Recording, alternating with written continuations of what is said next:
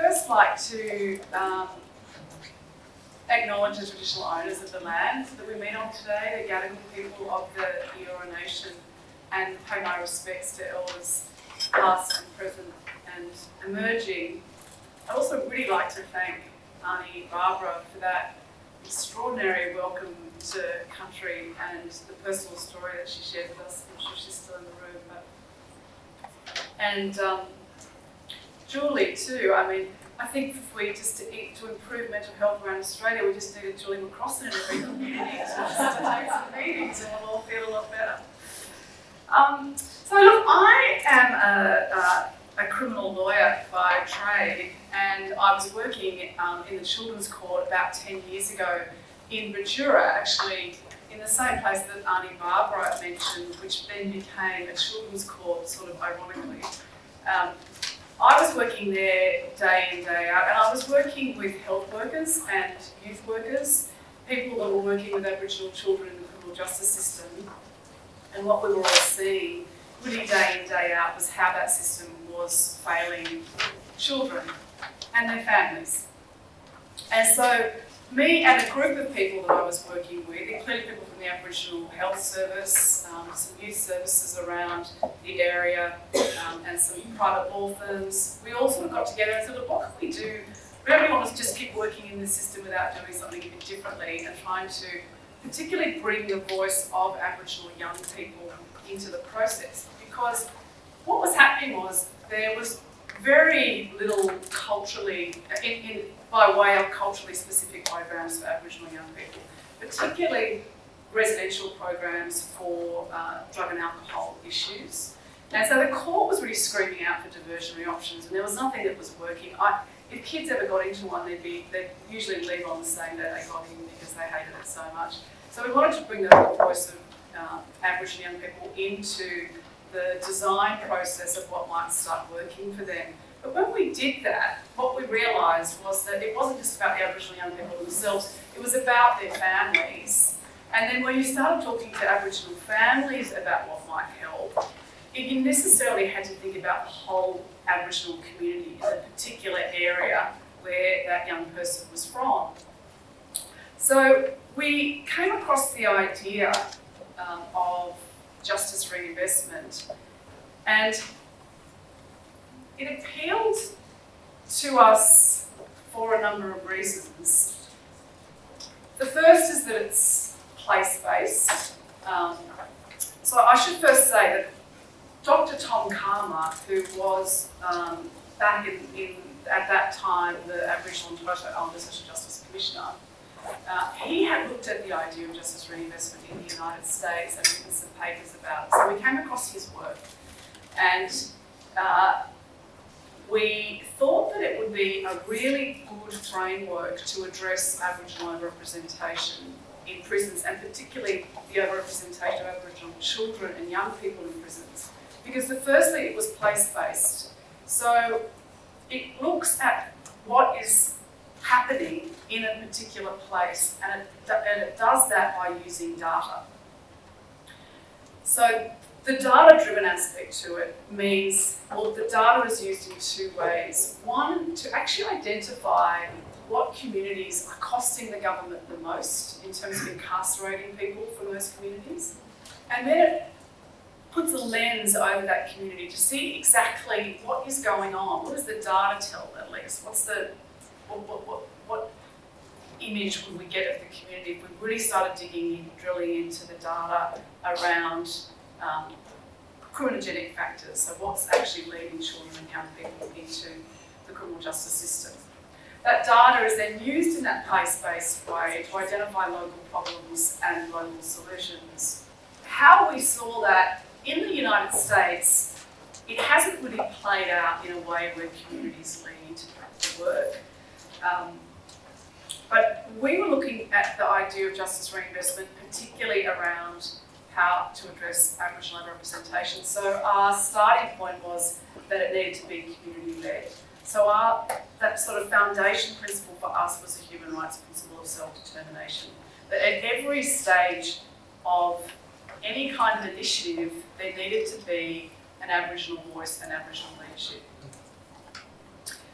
it's fiscally sound because the idea is that you're going to be able to create savings. A downward pressure on the prison population will inevitably result in savings that can be reinvested back into the community. And those savings can be created in two ways, by these community-led initiatives, but also by statewide legislative and policy changes that could also create that downward pressure. The context for justice reinvestment was pretty clear. I mean, for my part, just seeing what was happening to kids in the criminal justice system and how they were being let down, not just by the criminal justice system, but by the health system and by the education system. And I'll talk a little bit more about that. But the overall context of what we actually knew was that crime rates, people always think, oh, this rising prison population must be because of crimes getting higher and higher. It's actually not. The crime rates are decreasing while imprisonment rates are increasing. And that's particularly true of Aboriginal offending. In key crime categories of property crime and violent crime, they're both reducing while the imprisonment rate is increasing significantly. What we know is that prisons are actually not reducing reoffending, so they're not doing kind of what they're set up to do. What the evidence tells us is that if you have somebody on a community-based option with therapeutic supports, their reoffending rate is going to be less than someone who's actually served time in prison. And we know that in terms of what are the causes of going into prison, this complex intersection of disadvantage, and that imprisonment only compounds the trauma and issues that individuals are facing. The other thing we know about justice reinvestment is that there's actually a small number of communities that are creating a large number of people who are being in prison. So in New South Wales, it's something like 25% of the prison population is coming from 3% of communities. And of course, we all know the cost of imprisonment is extraordinarily high, and the New South Wales government is now planning on spending $3.8 billion over the next few years to create 7,000 new prison beds. So it seemed to be a pretty convincing argument to try and do something about overrepresentation of Aboriginal people in custody. We were actually just thinking of ourselves as a policy organisation.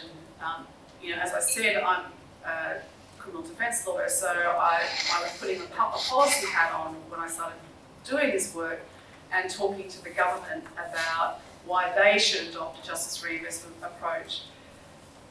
But at that time, the community of Burke actually reached out to us through Alastair Ferguson, an Aboriginal community leader in Burke. And I don't know if you guys recall, but it was there was a time when Burke was sort of splashed all over the newspapers as having the highest crime rate in not just Australia but in the world, higher than New York City. And the Aboriginal community were very wounded by the sorts of media reports that were going around. And so they wanted to start talking about the idea of justice reinvestment. They invited Mick Gooder, who was the then Aboriginal Torres Strait Islander Social Justice Commissioner, to Burke with myself and Mick Gooder. And the community wanted to know whether this was a kind of framework that they could actually use to start addressing the issues that were facing young people in that community and what was particularly leading them into the criminal justice system. They kept inviting us back for more discussions until they said, look, we actually really want to do this. And of course, we hadn't done it. We weren't sort of working in that area of community development and justice reinvestment. Well, no one was working in the area of justice reinvestment. The government had said to us, the New South Wales government had said to us, that we really like the ideas of justice reinvestment. We particularly like the ideas of saving money, of course. But we need to see it actually done. We need to see an example of it in Australia. So we now had kind of the community saying they wanted to do it, and the New South Wales government saying we want you to do it. They weren't offering us money to do it, by the way. They just said, well, look, before we do anything around justice reinvestment, we need to see that it works. So To cut the long story short, the community made it clear they wanted to give it a go, so we convened a round table at the Human Rights Commission and we brought in a bunch of stakeholders, philanthropists, corporates, some government, Aboriginal community members of course, the Aboriginal Legal Service, and everyone committed to the project in Berg. They were in, they wanted to see what they could do to support it. So we started with really almost all just philanthropic funding. So Berg, for those of you who don't know, it's a remote community in New South Wales. It's 800 kilometres from Sydney. There's now, they say, 27 different language groups. So there's a mission there where all different language groups were put together. So it's a very complex tribal structure in the area. It's a small town, there's less than 3,000 people there, about a third are Aboriginal, has a very young population. So with the idea of justice reinvestment being data-driven, we really wanted the community to lead the whole way. So I kind of thought, with my criminal justice hat on, that they would really want to see the criminal justice data, and they did, but they were really clear that they wanted to see data across the whole life course of children and young people in Berg, all the way from when mum is pregnant and health issues that she might have in pregnancy, to early childhood, to drugs and alcohol, mental health, tribal licensing, employment, all the different things that we kind of think from a common sense perspective, actually that would impact on whether a child is going to have a strong, vibrant pathway or end up in the criminal justice system.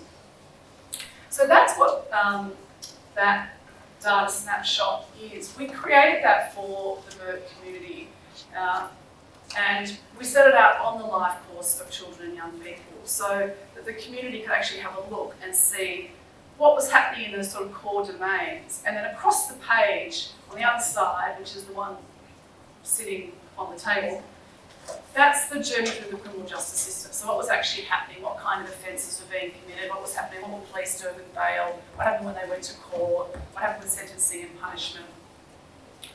But I think the most important part of the data was not the bureaucratic data, if you like, which was very hard to extract from government, as you can imagine.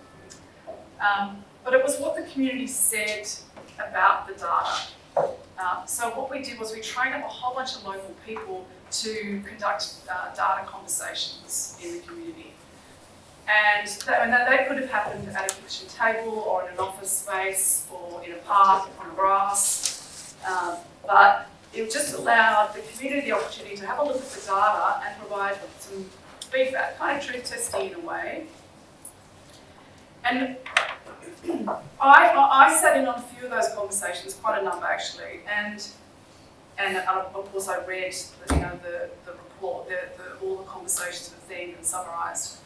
And one thing that came up more than anything else, actually there was two things I think, two themes that really stuck out. One was healing, was that you can't do anything until you give us an opportunity to heal as a community. And the second thing was, we just have this sense that there's all this money coming into this place, but we aren't seeing any real outcomes. What can we do about that? So, that data snapshot and this conversations that the community had, they were themed and summarised, as I said, and they went to the Berg Tribal Council, who sat for 2 days and developed a strategy called Growing Our Kids Up Safe, Smart and Strong. And in doing that, they set 3 focus areas: early childhood, 8 to 18-year-olds, and the role of men in the community. And then overarching those kind of 3 focus areas was this service sector reform. What can we do to start creating better outcomes with the service system and really connect community into the service system? So the strategy really sets sort of broad aspirational goals, but then also target outcomes around the key focus areas. So it might be something like reducing suspension rates or reducing early childhood developmental vulnerability. So this is what it looks like in Berg. not really, but this is a diagram of what it looks like. I'll stand back here. There's 3 working groups that meet quarterly in Burke at the early childhood, 8 to 18, and the role of men. All the stakeholders on the ground are part of those working groups. They're incredibly well attended. There's a real sense of collaboration going on. The Safe, Smart, Strong document is the foundation of all those working groups. So they've come together to different services generally, have come together to try and reach the goals that the Aboriginal community have set in Burke. And then there's a 4th kind of working group, but it's the service sector reform group. It can't sit on the ground in Burke because what that needs to do is change the service system, change the way things are done. So that is a cross-sector leadership group that sits outside Burke that has on it senior regional representatives, some senior Sydney-based government people, that really, and also senior representatives from non-government organisations that really sort of authorise and facilitate the work on the ground. Because things like, people will say, oh, look, I can't do that, that's not in my position description. The cross-sector executive now will say, well, actually it is. Let's throw your position description out for a bit and work in a different way. So there's a lot of that going on, kind of people questioning, well, am I even allowed to do this? Can I shift resources? Can we actually have youth workers working after hours or health workers working after hours instead of working the usual hours? Because no surprises, often that's when they're needed much more than the 9 to 5 time frame. The backbone organisation is what the Philanthropists Fund.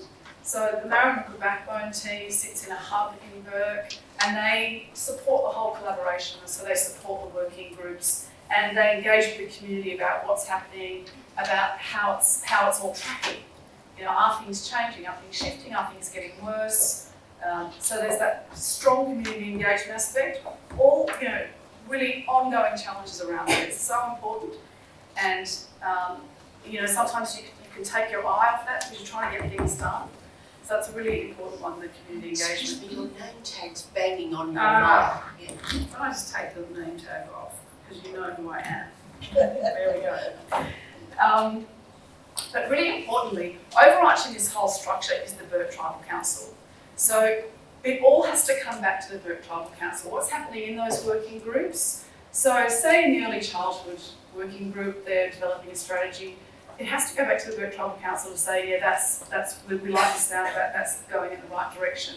But also working with the Burke Tribal Council or around Burke are other community groups. There's a Journey to Healing Women's group, a Men of Burke men's group, and really importantly, a Maramamuka Youth Council. There's just some pictures of a couple of the groups so you can get a visual on it. That was the Evolved Men working group down at the yard, the CDP yards, when Patrick Dodson came to visit. And then the one in the more boring looking one was one of the cross-sector leadership groups. We actually just had one yesterday in Dubbo with Minister Hazard. So I should say that the Minister for Health is the cross-sector champion of the work in Burke. And how that happened was, years ago, you might remember Minister Hazard was the Attorney General. So when we were very justice focused, we approached him to say, how about we're going to need a government champion in all this because we know we're going to hit lots of obstacles. And he was really interested, so he said, great. We had to go through the Premier, and the Premier said, okay. And then he moved portfolios to fax, and we said, well, fax is just as relevant. You should stay, you know, as our cross-sector champion. And then he moved to health, and we said, well, health just as relevant. So he was there yesterday, and he sat for 4 hours in groups, you know, working through strategies and taking some criticism about gaps in services, particularly early childhood services. But you know, he's been fantastic because he's had skin in the game now for at least 5 or 6 years. This is just to sort of give you an idea. At the beginning of each working group now, what we do is we put a slide of like a data snapshot of where things are up to.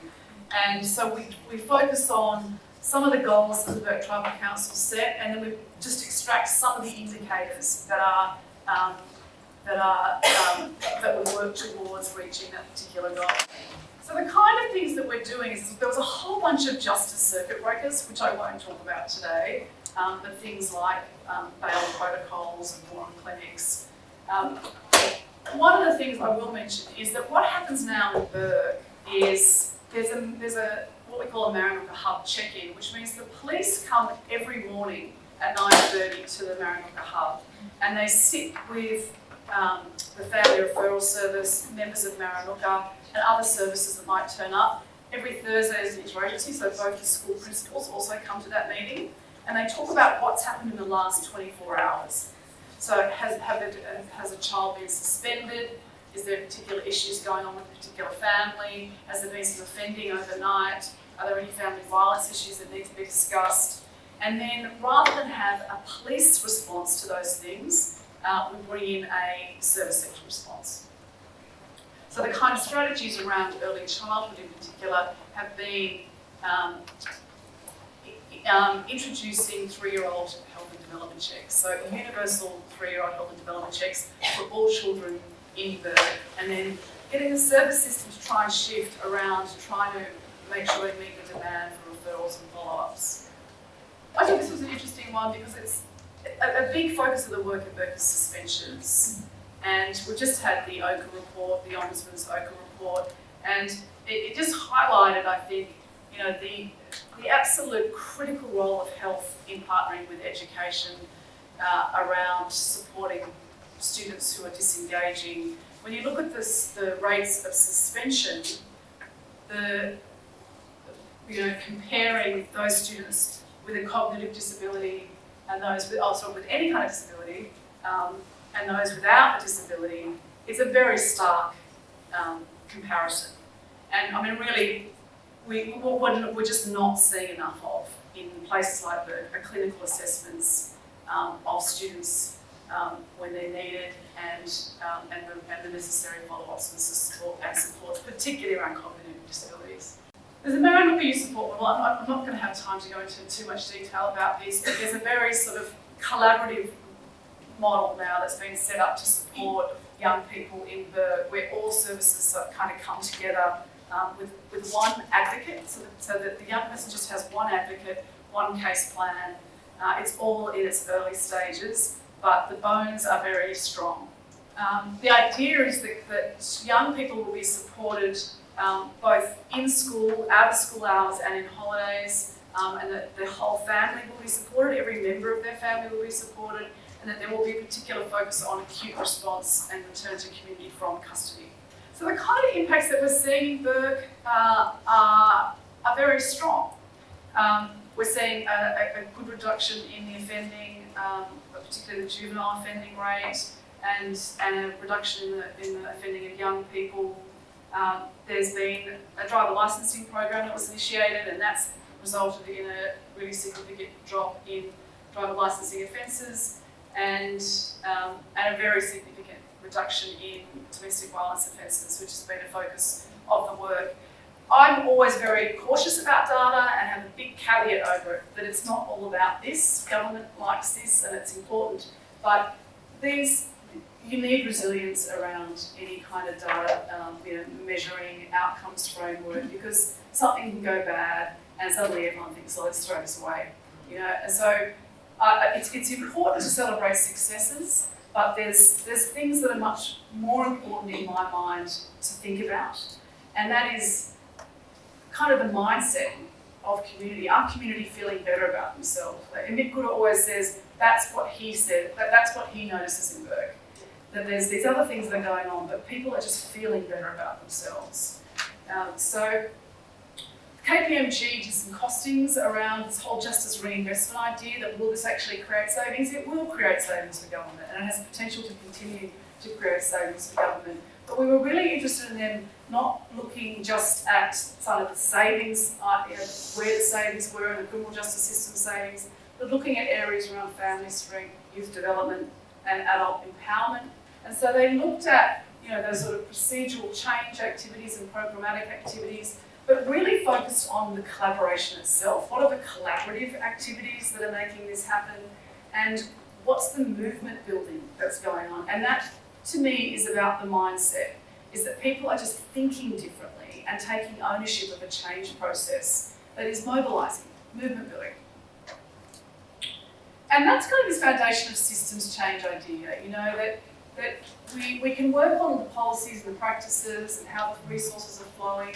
Those are the things that will build the relationships and change the power dynamics. And that is where the mental model sits. The idea of people actually feeling stronger, better, empowered to make change. Yeah. Yes. Well, you know what, let's stop, because then we get into policy stuff now. Or also, I'll just finish off with the idea that we're actually starting to work in communities beyond Bourke. So over 20 communities in New South Wales alone have approached us over the last few years, and so we've started working with others, and it's exciting. And we have finally got government to, you know, kick the tin a little bit. Look, thank you. Can you give Sarah a warm round of applause?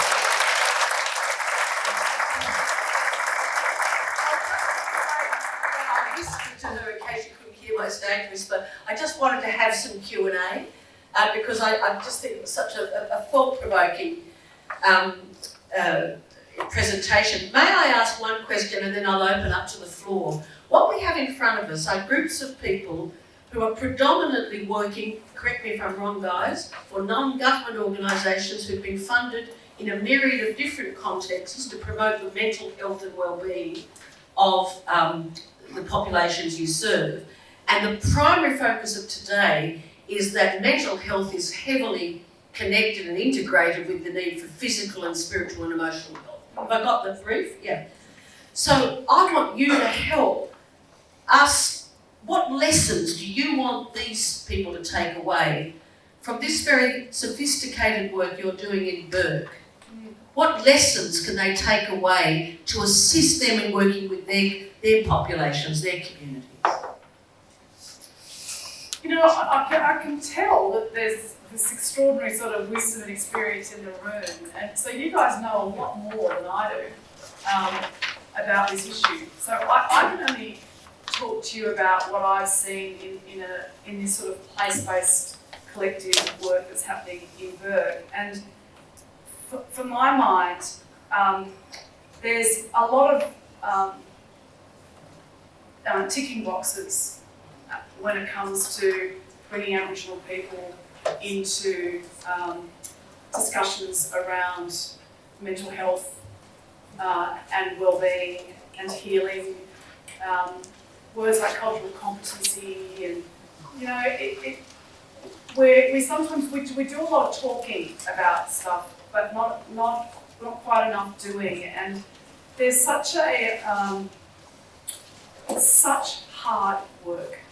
This working together, recognising those linkages between education, justice, health, and really trying to solve a problem that really has been considered intractable for decades.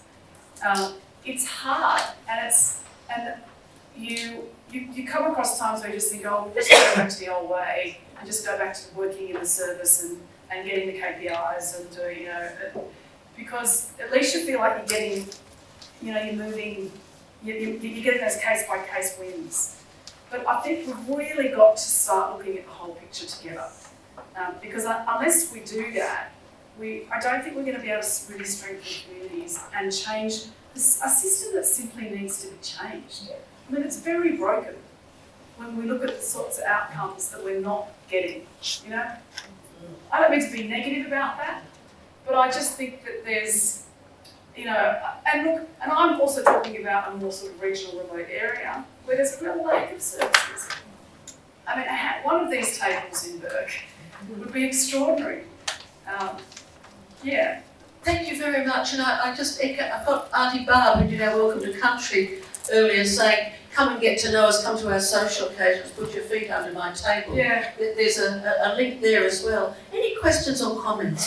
Thank you. If you don't mind just saying your name and where you're from, and I'll hold the mic. Yes, I'm hopeful.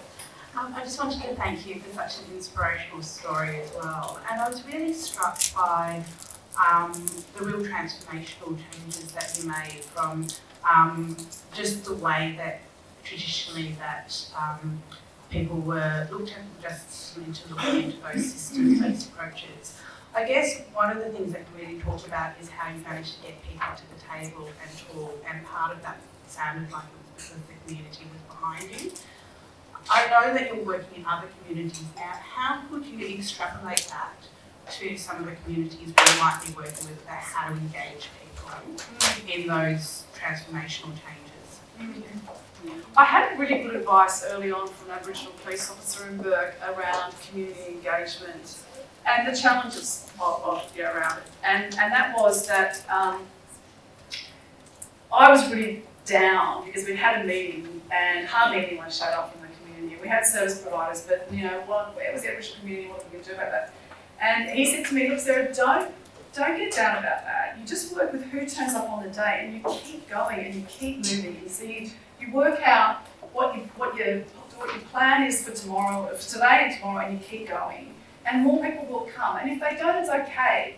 You need to sort of accept where you're at. And it's really worked, because what we've done is we haven't ever thought, okay, well look, we need to let that one go or stop. We just keep working, and slowly you bring that community engagement in. I think what I'm saying is, when there's actions, community will engage. So you need to engage with them. They need to see that stuff is actually happening, and that will bring them in. Because sometimes, getting out, doing the invites, putting out posters, whatever, it's not going to cut. So if they start seeing changes for their young people, and that's the other way we focus on it, is really by making sure that young people's voices are at the centre of it. When we first had one of our own big community meetings in Burke, and we got young people, and they stood up at the end of the day and they said what they wanted in Burke. They wanted McDonald's in Burke. I shouldn't say that, they Hopkins. But an Aboriginal elder, she stood up at the end, she had tears in her eyes, and she said, I've been coming to these meetings for 30 years, but I've never heard a young person get up and say what they think needs to happen in Burke. I guess she was my thing about it, because it was a really beautiful moment, and we've really tried to make sure that, because when people start fighting and biffing about stuff, you can cut through it with what young people want. Because you keep bringing it back and go, you know what? This is about changing the lives of kids and young people in Burke. Are we all there? Yeah, we're all there. I'd like to acknowledge the presence of the Federal Member for Reid, Dr. Fiona Martin, who will speak to us shortly, but if I can, I'd like to get two more quick questions and answer. I've got a question here and then I'll come to you, sir. Can you introduce yourself? I'm Mary McNamara. I'm the Training Development Manager for Suicide Prevention at Wesley Mission. One of the big challenges we find, we're being funded by several primary health networks to train Aboriginal community workers to become suicide prevention trainers in their community. And I know it's a function of PHN's funding, but we get funding for 12 months. And you're talking about, build communities, get to know the communities, let them get confidence in you, and then do the training, and then help them do some workshops by themselves. 12 months just isn't enough time. No. And that's the whole idea of justice reinvestment, because that was what we were seeing. I mean, it's one of the ideas, is that when you actually have something that's working and the community value, and then it loses its funding, there's nothing more frustrating or disempowering. So the idea of justice reinvestment is that with those savings, you will get the government to commit to reinvest those savings, at least a portion of those savings, into a pool the community has a say over. So if you start training people and the community see that there's value in that, then they can make some decision, well, we want to keep supporting that. So it's really about having a much more place-based decision-making process that can support things that are so critical. I'm sorry, I've got to come to this gentleman now because our time's nearly up. Thanks, Sarah. My name's Peter Merritt. I'm a board member of the Three Bridges community. I'm really interested in the assessment process that you did and the sort of interventions that you toyed with. You mentioned something about your mentor program. Did you come across the idea of cognitive strengthening programs, or in the assessment, did you use or use any measurements around what is we call adverse childhood events, or ACE scores, and use that in any way? And I'll have to ask for brevity if I can. So very quickly, it's not a program, so we don't actually run any program. We just run the collaboration around these different programs that are happening. So that sort of work is the work of the services that are working as part of the collaboration. So we don't specifically focus on that, but I think those sorts of things are happening within the mental health services themselves. But yeah, that's not, yeah. Sarah, you're living in Burke. Look at it. I'm not living in Perth. Oh, you don't? I go there and come back to Sydney. Oh, Yes. that explains. I was wondering how she's kept this English complexion. Very quickly, what do you do to keep fit? Look at you, you're lean as butter. I do heaps actually. I'm Pilates, yoga, running, golf, all that. I love all that. And if I go crazy if I don't, that's fine. I don't. Can you see the difference? Look, can I say on behalf of everyone here, thank you so much for that presentation. Would you please give her a warm round of applause?